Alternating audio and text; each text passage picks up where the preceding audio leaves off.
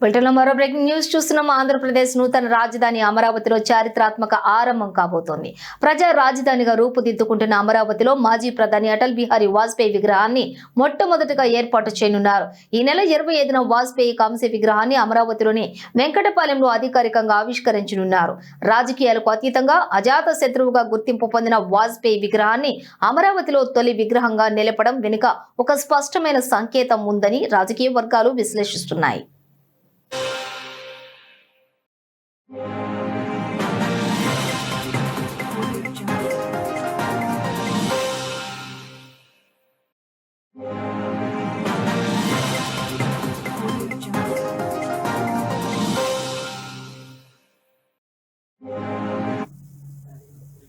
ఇక ఎన్డీఏలోని కీలక భాగస్వామిగా ఉన్న టీడీపీ ఆధ్వర్యంలోని ఏపీ ప్రభుత్వం రాష్ట్ర నూతన రాజధానిలో బీజేపీ దిగ్గజ దివంగత నేత అటల్ బిహారీ వాజ్పేయి విగ్రహం ఏర్పాటు చేయాలని నిర్ణయించింది. ఈ నిర్ణయం ద్వారా కేంద్ర రాష్ట్ర ప్రభుత్వాల మధ్య మరింత సమన్వయం పెరుగుతుందని టీడీపీ భావిస్తోంది.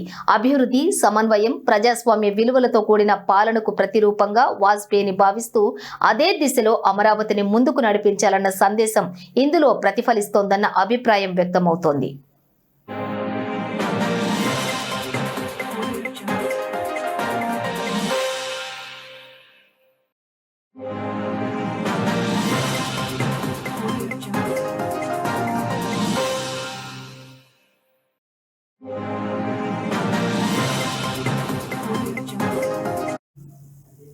ఇక వాజ్పేయి శత జయంతి ఉత్సవాల సందర్భంగా వెంకటపాలెంలో ఏర్పాట్లు చేయబోయే వాజ్పేయి విగ్రహ ఏర్పాట్లను బీజేపీ రాష్ట్ర అధ్యక్షులు పివిఎన్ మాధవ్ పరిశీలించారు. ఈ సందర్భంగా మాధవ్ మాట్లాడుతూ వాజ్పేయి శత జయంతి ఉత్సవాల నేపథ్యంలో అమరావతిలో కాంస్య విగ్రహాన్ని ఏర్పాటు చేయడం ఎంతో ఆనందంగా ఉందన్నారు. అమరావతిలో ఏర్పాటు చేస్తున్న తొలి విగ్రహం వాజ్పేయిదే కావటం గర్వకారణమని చెప్పారు. అందరికీ స్ఫూర్తి, ప్రేరణ కలిగించేలా వాజ్పేయి విగ్రహం ఉండబోతోందని మాధవ్ పేర్కొన్నారు.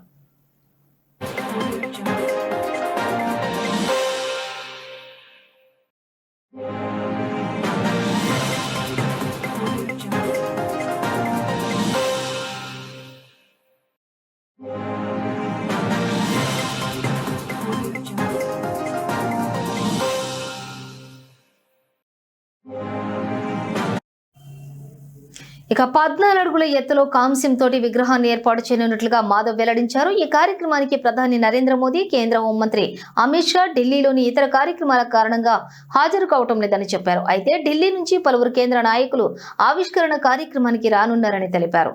ఈ కార్యక్రమానికి రాష్ట్ర వ్యాప్తంగా బీజేపీ శ్రేణులు పెద్ద సంఖ్యలో తరలి రానున్నట్లుగా మాధవ్ వెల్లడించారు.